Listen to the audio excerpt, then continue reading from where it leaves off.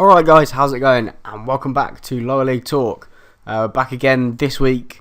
Transfer deadline has passed. There's been plenty of movement. We're going to be covering all that this week, as well as usual, looking back at previous results and upcoming fixtures.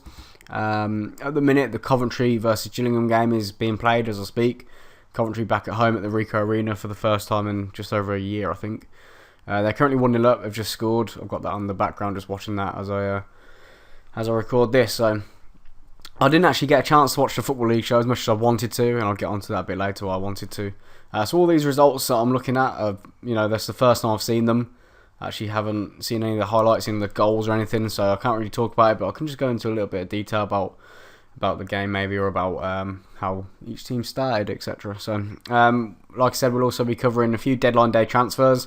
There was quite a lot of movement. A few more managerial appointments have been made in the last week or so, so we'll be covering that as well. I don't know why I'm out of breath. I've just gone to the toilet, come back. I'm absolutely knackered. I'm so unfit. So let's start with the Championship, shall we? As always, we'll go from top to bottom. So Saturday, 30th of August, results were Sheffield Wednesday. It sounded like I don't know. I just gave up then. Sheffield Wednesday 0, Nottingham Forest 1. So Nottingham Forest again. Having a fantastic start to the season. They are top. It's very tight at the top, actually. I'm just seeing that now. It's only 5 games in, but yeah, it's a good start by quite a few teams. Brighton 2, Charlton 2. Derby 1, Ipswich 1. Fulham 1, Cardiff 1. Leeds 1, Bolton 0. That's a good result for Leeds after the sacking of Dave Hockaday. Sorry if you heard that. I'll just bang my desk. This isn't going well, is it? We'll carry on. We'll battle through. Leeds, doing quite well actually. After they've just sacked their manager, I'm sure their chairman will be a little bit smug after that result, sacking the manager and getting an instant result. Middlesbrough 0, Reading 1, Millwall 2, Blackpool 1. So Blackpool still without any points at the minute, which is it's going to be a real struggle for them this year, unfortunately. I can see them finishing with, I don't know, they might even set a record for least amount of league points in League One, which is a shame, or in the Championship, sorry, which is a shame to see. And they could end up in League One next year. We'll see. Who knows? They might put a good run of form together. But that remains to be seen at the minute. Rotherham 0, Brentford 2, so a good win there for Brentford. 2 newly promoted sides going at it, but a good win away from home. The New York Stadium's not an easy place to go to, so that's a good result for Brentford. Watford 4, Huddersfield 2. Watford really continuing their impressive start to the season. Huddersfield obviously got rid of their manager last week and now has been replaced by Chris Powell, the former Charlton manager. So I think that's quite a good appointment for them. I think Chris Powell's quite a good manager. He's not, in terms of management's age, he's not too old. He's still a fairly young manager. I think that's quite a good job for him to land on his feet at Huddersfield. A lot of potential there, nice stadium, some good players there already. James Vaughan is a good striker if you can get him going. I keep knocking my desk. I'm so sorry if you can hear that. There's potential there for them definitely to finish top half or even go for a playoff push. So we'll see how he does there. Wigan 4, Birmingham 0. Wigan very strong at home, and Birmingham really struggling again, it would seem. I think I might have mentioned them in the first video that I did. Looks like it could be a struggle for them this year. Just don't seem to really have adapted well to the Championship since being relegated a few years ago, which is a shame because, again, it's another club with a lot of potential to try and get back in the Premier League. If they can get the results, they're going to draw a crowd in. St Andrews used to be a really, it used to have a good atmosphere. I used to really enjoy watching it on Match of the Day. But now it's just empty and there doesn't seem to be much going on there, which is a shame. Wolves 3, Blackburn 1, which is a fantastic result again for Wolves. Newly promoted. Everyone knew that they were going to be a threat in League One. But they've took over the momentum into the Championship as well, and it would seem that they're doing well. They're sitting third at the minute on 12 points. Just seeing if there's any Sunday games. I'm not sure if there were. Were there? No, there wasn't. That's right. That's all the results done actually. Let's have a quick look at the league table and how things are shaping up so far. So first is Nottingham Forest on 13 points from 5 games. Then you got Watford who occupy the automatic promotion spots. Wolves, Norwich, Millwall and Charlton are in the playoffs, closely followed by Derby, Brentford, Cardiff and Sheffield Wednesday. Down at the bottom you've got Blackpool on 0 points from 5, Fulham on 1 point and Bolton also on 1 point. They're already 3 points adrift, them two teams. Huddersfield are the team above them on 4 points. Watford, actually, who I mentioned, who are second, have just appointed Oscar Garcia, the former... what was it before? Where was he at before? Brighton, that's it. He was at Brighton. Just appointed him as their new manager. He plays really nice football.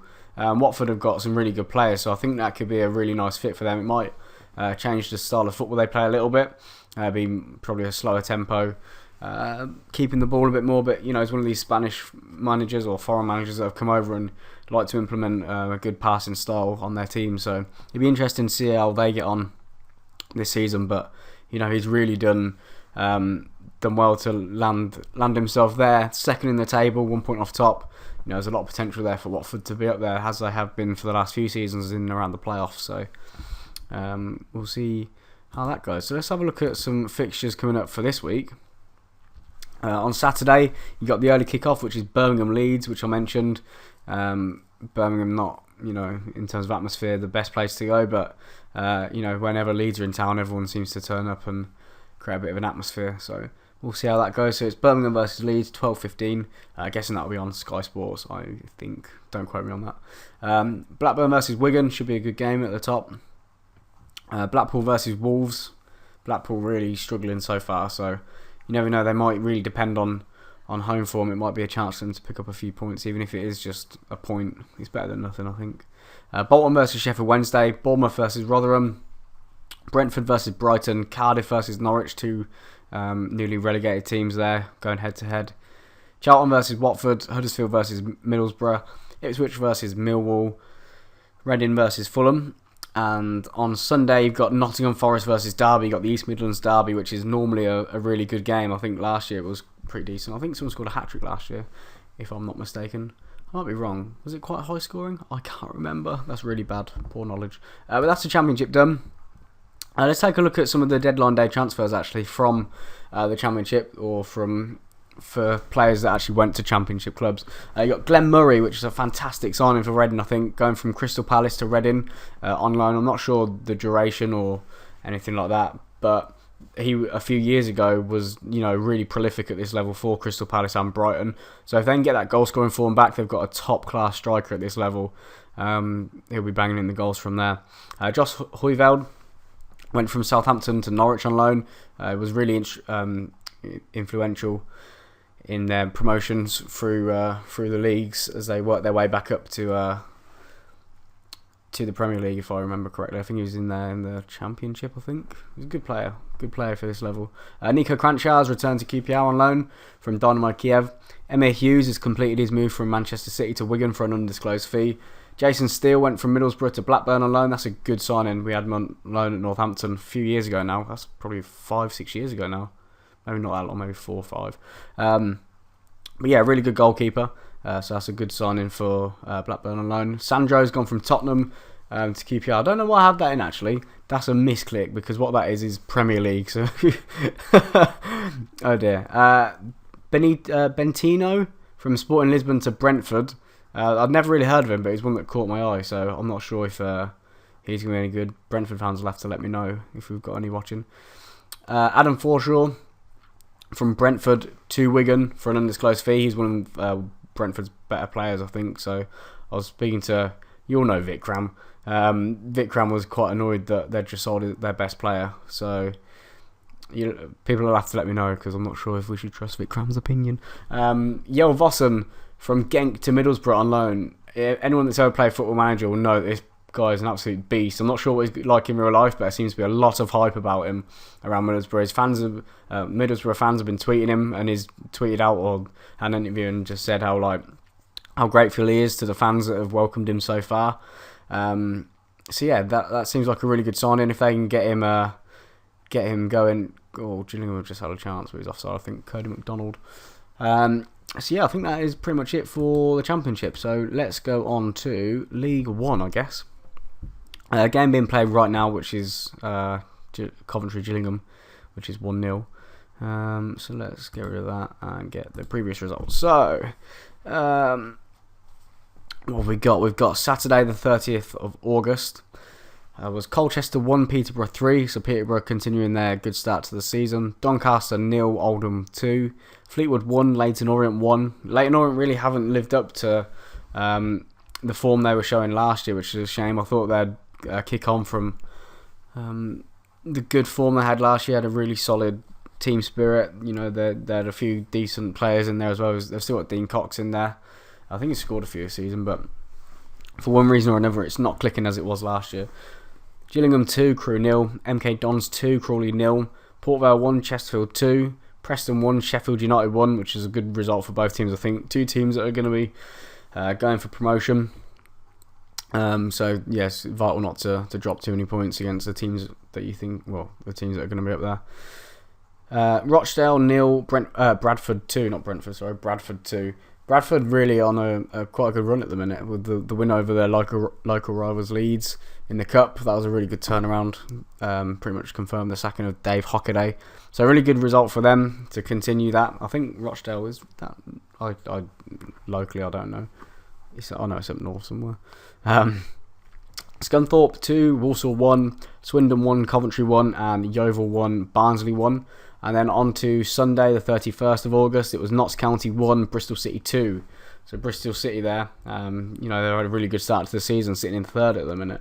So if we take a look at the League One table, leading the way currently, Peterborough, followed by Fleetwood, and that's the automatic promotion spots taken up by them two at the minute. Bristol City, MK Dons, Bradford and Chesterfield occupy the playoffs, closely followed behind Preston, Barnsley, Swindon and Notts County. So if we go down to the bottom of the table, we've got Crewe bottom with no points at the minute, which is a shame for them. We've got good young players there, we've got great youth facilities, great, they're really renowned for bringing through youth players. I think at the end of last season, they put out a full 11 for the last game of the season of youth graduates. So it's good to see, but maybe it's too young. Maybe they need to get a few experienced players in there because clearly it's not been a good start to the season. I've seen their manager actually said the other day that he wanted to make some changes. Well, it's too late now. The transfer window's just shut. What a silly time to do it. You know, you've had 3 or 4 games to make your mind up, and it's took you now until the transfer window's shut. Yeah, the loan window opens, but is that really, is that going to change a lot? Maybe a couple of loans, experienced loans could help, but if it is me, I'd want permanent transfers in there for a bit of stability, but we'll see how it develops there. We've got Colchester just above them on 1 point. Walsall and Scunthorpe make up the bottom 4. Scunthorpe haven't done too great after they had that really good home record last year, which is a shame. I think they lost their first home game or one of their first home games, which is quite disappointing after they did so well at home last year. Rochdale and Yeovil. Yeovil I thought would be a team that were up there, put up a good fight in the Championship, got a few decent results, but unfortunately not in League One so far. It's not clicked for them, so we'll see how they get on. So let's have a look at some fixtures coming up this week. I'm just clicking on one BBC Sport whilst watching the game. Where are we at? We're at the 6th. So currently we've got Coventry 1, Gillingham 0, which is happening at the minute. Barnsley versus Doncaster has been postponed. I'm not sure why. It might be international call-ups. I don't know. Bradford versus Yeovil. Bristol City versus Scunthorpe. Crawley versus Rochdale. Leyton Orient versus Preston has also been postponed. Oldham versus Fleetwood. Peterborough versus Port Vale, Sheffield United versus MK Dons has also been postponed and postponed, and Walsall versus Colchester. So that wraps up League One. Let's have a look at a few deadline day signings in League One. We've got Frank Nubler. I think it's Nubler. It's not. Is it Nubel? I don't know how you pronounce it. People do it in different ways. I heard the commentator say Nubler earlier. But I saw it was Noble or Nubel. But yeah, he's gone from Ipswich to Coventry on loan. Luke James has gone from Hartlepool to Peterborough for an undisclosed fee. So that's a good signing for them. He's a really good young player that scored a few goals at League 2 level. So Peterborough have this thing where they get the best out of their strikers and then sell them on for profit. So we'll see if they can do the same with him. Jack Price has signed for Yeovil from Wolves on loan. Nuneaton sold, or didn't sell him, he went on a free transfer, Jordan Cranston to Notts County. Dominic Polion went from Leeds to Oldham for an undisclosed fee, and Seb Hines signed for Coventry from Middlesbrough on loan. So that is League One done. I'm not sure how long we're going for. It might not even be as long as normal. I've not really had an actual topic to go into, just a few transfers to discuss. So we'll see. Let's have a look at results from League 2. So we've got Wimbledon 2, Stevenage 3, Bury 2, Accrington 1, Cambridge 5, Carlisle 2. What was I looking at then? Cambridge 5, Carlisle 0. What I wanted to say was, is that if I was a Carlisle fan, I wouldn't be very happy travelling all that way to lose 5-0. I think they did sack their manager after this, Graham Kavanagh. I think he's been relieved of his duties now. I'm not sure if they've hired anyone yet. But it's a bit of a shame for Carlisle. I didn't expect them to be challenging at the top. But I didn't expect them to be, struggling down the bottom where they're at the minute on 2 points. It's a bit of a shame. Coming down, you would always expect to be probably at the top of or towards the top of the division, challenging to go back up again. And for some reason or another, it's not turned out like that. Not really adapted to League 2. I don't think there's that much of a difference in League 1 and 2, but for whatever reason, it's just not clicked there. Maybe lack of faith in the manager after getting relegated. Maybe pre-season wasn't fantastic. I don't know. There might be a few different reasons for it, but for whatever reason, it's not worked out, and they've got rid of their manager, which is probably a good decision, I would have thought, by the board. Cheltenham 1, Hartlepool 0. Mansfield 1, Burton 2. Northampton 1, Exeter 0. I was at this game for you. Everyone knows that I do a sort of... I'll go to Cobblers games and I'll just talk about it a little bit. So, basically, first half we looked alright. We keep the ball much better this season, which I think is something that we really lacked last year. We struggled to keep hold of the ball. We look a lot more comfortable in possession, just maybe lacking that final ball or a cutting edge in front of goal. But we seem to be scoring a few late goals at home, which is fine by me at the minute, because we're winning. We're sitting on 8 points, I think. Yeah, 8 points from 5 games. We've got a goal difference of 0, so it's still even. It's not fantastic. It's not poor. But yeah, it's been a really solid start to the season in the league, considering where we've come from last year. It was a terrible season last year. To be honest, being honest with you, I would take a mid-table finish. Just anything that's drama-free. The last couple of seasons, we're in the playoff final. Season before last. Last season, we were 2 games away from almost being relegated from the Football League. Now I just want something where I can just relax at the end of the season, and then maybe next year, if we can finish top 10 or something like that, where we probably can't make the playoffs, but you think, oh, maybe next year, there's a real possibility, but something tells me that we're actually going to give it a good go this year, which could be another emotional season, which, obviously if we get promoted is fine by me, but I'm not sure if I'll take it if we don't. Not again. I can't have another Bradford at Wembley. But we'll see how it goes. We're playing good football. There's some good players there. We signed Ryan Cresswell, who I'll cover in a minute, for an undisclosed fee from Fleetwood. Now, any time I've ever seen him play, he's really stood out in the centre of defence for Southend and Fleetwood. Scored a really late goal for Southend against us a few years ago. I can't remember what the actual score was, but I know it was late. I think it was like the 94th minute. He came up from the back and just bullied everyone out of the way and volleyed it into the net. So yeah, he's always really stood out. He looks a pretty decent player. There's a few people have said we're really lucky to get him. It was quite unexpected as well. I think we just kept a clean sheet at the weekend, and after you keep a clean sheet, the last place you think you'd strengthen would be either goalkeeper or defence. Not up popped Ryan Cresswell at 9:30 at night, has been confirmed. At first I was a bit like, it doesn't really make sense. But then when I actually broke it down and thought about it, he signed a 3-year deal. He's 26. I really thought he was a lot older than that when I first seen his name. I thought he was maybe 29, 30. But he's 26. He's on a 3-year deal, so he's going to be with us till he's at least 29. So, you know, he's a really good age for a centre-back. Oh, there's a fight in the air. Oh, dear, oh, dear. There's... You can't do that. He's just put his hands around his throat. This could be big trouble for the Gillingham player. I'm not sure who it was. There's a bit of a fight going on in the Gillingham game. Coventry-Gillingham. There's a big scrap. The referee's calling the player over that had his hand round the player's throat. What's going to happen here? He could send him off here, because you can't do that. If the referee doesn't send him off, the FA are going to do something about that. I think you could see a red card there. Personally, to me, that's a red card. But I don't think he's going to get off. He's going to get a yellow. So yeah, I think Ryan Cresswell is going to be a really good signing for us. A really commanding centre half, and he knows about getting out of the division. So yeah, so a good sign, I think. Yeah, he's only booked him. Oh, okay, fair enough. You're the ref, but to me, you can't put your hands around another player's throat.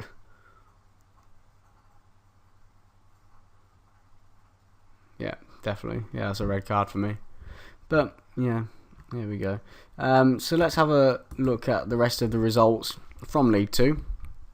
I got a little bit sidetracked with that. Sorry about that. Oxford 3, Dagenham 3, Plymouth 2, Southend 0, Portsmouth 0, Newport 1. I didn't realise that had happened. What a result for Newport that is at Fratton Park. We only went there a couple of weeks ago, and the atmosphere at Portsmouth was insane. It was such a good atmosphere. It was absolutely buzzing that night, and it looked like anyone would struggle going there, and Newport have come away with a 1-0 win, so that's a fantastic result for Newport. Congratulations to them. Shrewsbury 2, Luton 0, Tranmere 2, Morecambe 1, and York 0, Wickham 0. So let's have a quick look at the league table. Oh, there's a game on tomorrow midday. Oh, I didn't realise that could just come up. There's a couple of League 2 games on actually over the weekend. There's Luton versus Plymouth, and I think it's Bury versus Portsmouth I've just seen on the telly. Oh, that's good. Good to see League 2 teams getting a bit of TV time, even if it only is because of the international break, but still good to see. Hopefully they're good games and be quite entertaining. So Burton top the table with 13 points, as well as Cheltenham, who also have 13 points from 5 games. Morecambe only a point behind on 12 points. The playoffs are made up of Shrewsbury, Wickham, Bury and Portsmouth, followed just behind by Northampton, Cambridge and Plymouth. There's a few teams actually on 7. Who else is on? Tranmere, Dagenham, who we play tomorrow, Wimbledon, Southend and Stevenage. So it's so tight in the top half at the minute, which obviously is going to be the case because it's early on, but it's really, really close. So let's have a look at some fixtures for this weekend. We've got Luton versus Plymouth, which I just mentioned, 12:15 kickoff, which is on Sky Sports. So if you can, have a look at that. Accrington versus Tranmere, Carlisle versus Wimbledon, Dagenham and Redbridge versus Northampton, Exeter versus Mansfield, Hartlepool versus Shrewsbury, Morecambe versus Cheltenham, Southend versus Oxford, Stevenage versus York, Wickham versus Bury. Now on to Sunday, we've got Burton versus Portsmouth, and I've also got Tuesday night as well. Is it just that? Let me have a look at the full fixtures, because I'm not sure. I've only got Newport versus Cambridge at the minute. Yeah, that's the only game. That is the only game from there. So Newport versus Cambridge on a Tuesday night. So credit to any Cambridge fans that are going to make that journey. But let's have a look at the late deals in League 2. We've got Ryan Cresswell from Fleetwood to Northampton for an undisclosed fee. George Donnelly from Rochdale to Tranmere, also for an undisclosed fee. Alex Nichols has gone out on loan from Northampton to Exeter. Now, anyone that knows about Alex Nichols, if you follow me on Twitter, you've probably seen me retweet a load of stuff about it. It's been an emotional 2 years for him. He broke his leg around, 21 months ago, 22 months ago, something like that. It's like 2 years. Basically, he slid in to get the ball on the line that was, I don't know if it was going in, but he's put it in, and as he's put it in, he's been taken out by a defender, and he's broken his fibula and his tibia, which, if anyone knows, is like the front and back bone in your leg, in like your shin. So, that's probably one of the most painful things or horrific things that can probably happen to a footballer. And it's took him 2 years to get back. He's had skin grafts, so it's took like skin from other places. I think that's what it is. I'm not sure. But yeah, he's been through so much. He's had like infections in his leg, etc. There's been times where I think people thought that he might not be back. He's been invited back to pre-season. He's gone through pre-season. His first game, he came off the bench and scored a hat-trick, which was fantastic to see. I was there for that. It was really good to see. And now he's got himself a loan move to go and play some competitive football, which I'm sure will be in his contract, that he's got to be playing a certain amount of games in this month, because Chris Wilder wants to see if he can still do it at this level, which I think he still can. I think he's a fantastic player. He's really quick, energetic, knows where the goal is. He was one of our top goal scorers before he got injured. I think he had 8 goals from 16 or something along them lines. Might not be the exact numbers. But yeah, he's definitely someone that I think probably really likes the club after, or loves the club after, we've stuck by him throughout his injury. So hopefully Chris Wilder gives him a really good chance to impress, and hopefully he can come back and force his way into Chris Wilder's plans. So we'll see how that goes, but good luck to him. Hopefully that does work out. What else have we got here? Stuart Bevan is the last one that I've got, from Preston to Burton for an undisclosed fee. I think that's a really good signing for Burton. I think I just saw Billy Key. I think he went to Scunthorpe. Was it Scunthorpe? I'm not sure. But yeah, they've replaced him with Stuart Bevan, who's a good player that's played at a higher level as well. So we'll see how he gets on in League 2. So I think that pretty much wraps it up for this episode. I think. Is there anything else I need to cover? I don't think so. As always, if you've got any topics you want me to discuss, then follow us on Twitter. Let us know in the comments. iTunes will be coming soon. I've been looking at that this week, about how to get us on iTunes. That'll be coming soon. We've also got our own YouTube channel now, so if you want to have a look, it's on my channel, which is Kevani. If you go to my channel, it's one of the featured channels in there, called Lower League Talk. The 5th episode, which will be, I think, the next one, will be uploaded on the new channel. So this will be the last one on my Kevani channel. From now on, it'll all be uploaded to Lower League Talk, and hopefully we'll be on iTunes soon. Fingers crossed, as long as I can figure out how to do it. If anyone's got any experience with it, then please feel free to let me know. But yeah, that's going to wrap it up for this episode. Follow us on Twitter. The link is in the description, which is at Lower League Talk. Thank you very much for watching or listening, and I'll see you all soon, guys. Peace.